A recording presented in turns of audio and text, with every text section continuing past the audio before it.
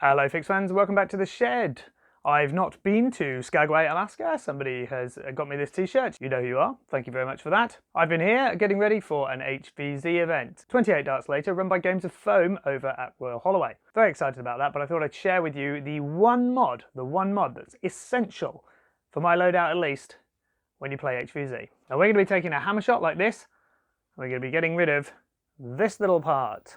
Why do we need to get rid of it? Because of these. Now this is a short dart, as you probably know.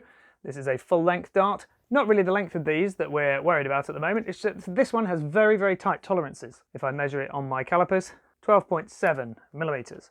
That's bang on 50 cal.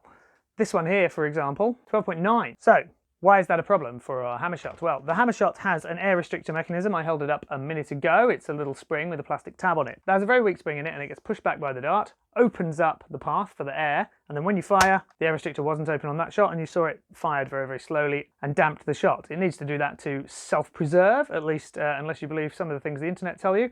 But actually, you can remove it relatively painlessly and relatively safely. And why do you want to remove it? Well, it's the diameter of the darts that's the problem. This dart is big and fat and quite firm. When you put that in your hammer shot, it goes to the bottom, pushes the air restrictor in and creates that path for the air to come out. And then when you fire it, the path is open and the air fires it out the barrel. What I found with this short dart and other darts which are either worn or made to a smaller tolerance is they're very, very loose fit. And the air restrictor can just push them back out again and close the air path. And then you have a blaster that won't fire that one dart. Now you see that my Sweet Revenge fires this short dart and a number of other slightly narrower and more worn darts very easily. My hammer shot does not. Why does my hammer shot not? Because it's still got its air restrictor in it, and the Sweet Revenge hasn't. Why does all this matter for my loadout? Well, I'm running 2 of these and I want them to be reliable. I'm playing humans versus zombies, and therefore I will be picking up and scavenging darts potentially, especially for front loaders like this. Very, very useful to be able to just pop in some darts in between rounds, make sure you're fully stocked. And I don't know, because I'm not sure what's going to be on the floor,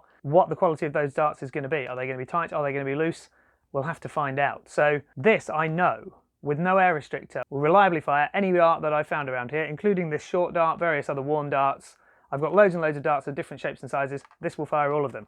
This one, the more worn ones, the ones that aren't quite as big a diameter, they will slide forward and the shot will either plonk out the end very gently or not fire at all. And I don't want that during an HVZ. I want all my shots to be able to count. I've only got 16 of them. I need them all to go where I want them to go. So we're going to be opening this up and we're going to be removing this little air restrictor from the inside of it. It's relatively painless. There are 12 screws to open up and then you just pop the end off the plunger and remove the part. It's a little bit tricky. I'll explain that in just a second. Okay, so we're popping the hammer shot open in the usual way. 12 screws undone. Lift the top off.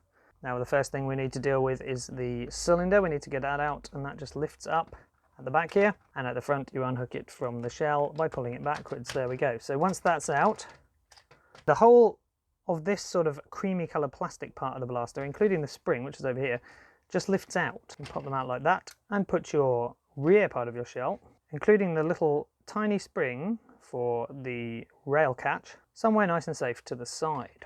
And the part we're interested in is this assembly here. We need to remove it. The way we need to do that is by popping this orange piece out of this white piece, and the way we do that is by lifting up this little tab here with something. Now this isn't without risk. I've got stress fractures on my other one of these I did. You need to use something like a mobile phone spudger perhaps to get in there a little bit more gently than screwdrivers. You'll basically need something thin to put in behind the end of the plunger tube and lever it forwards. Same here. And something else soft to get under this tab and lift it up so it can be pulled forwards. What I'm going to use is some screwdrivers, little thin ones, and pop that one in there, and pop that one in there.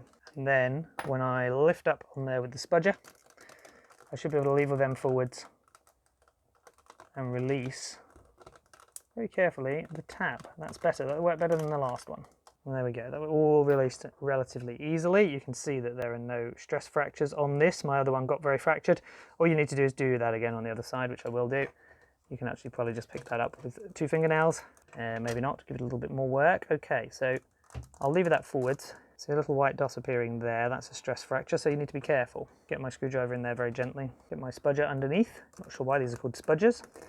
And just release that up. Similarly to the other side. Spudger under the corner. Now you can see the stress fractures are really starting to appear. There's some here and there's some there. You need to keep this tab as intact as you can because the blaster kind of needs it to function.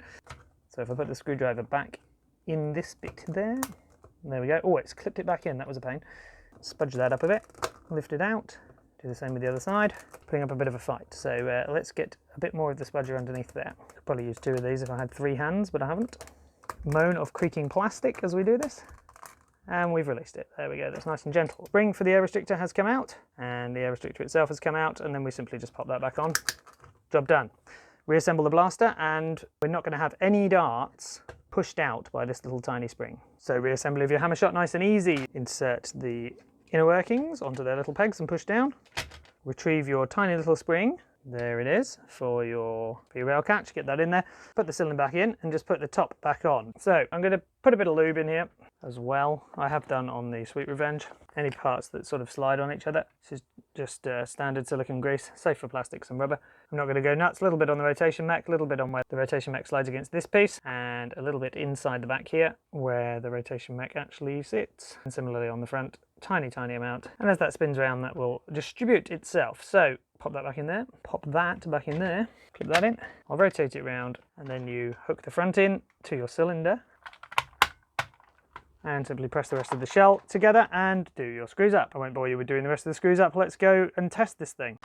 Okay, now we've removed the air restrictor from both of these. They will accept any dart I put in them, and they will fire them reasonably well. The lowest shot I got out of this, I think, in testing with really warm darts was about 35 FPS, and that's still enough to go 10-15 feet that you need in HVZ. It was actually averaging much higher than that, nearer to stock, around about 40-50 FPS, so no complaints there. It's not the printed cylinder's fault, it's the variability of the darts. So I'm ready to go to my HVZ. I'm going to put these in holsters, maybe 1, maybe 2, we'll see how my loadout pans out, and I will know that the dart will come out and at least go 20 feet or so, so I can pick up whatever darts I like from the floor and get them going. Thank you very much for watching. What I'm really here for is to modify my Stampede for the same event. I've decided to go old school, and I need a bit of help deciding whether I should go for 7, 9 or 12 kilogram spring, 2S LiPo or 3S LiPo. These are all decisions I have to make. I'll be making them in the next one. Hit that subscribe button, hit that little bell, you'll see when that one comes out. And in the meantime, all of my socials are down below in the usual place. Thank you very much for watching.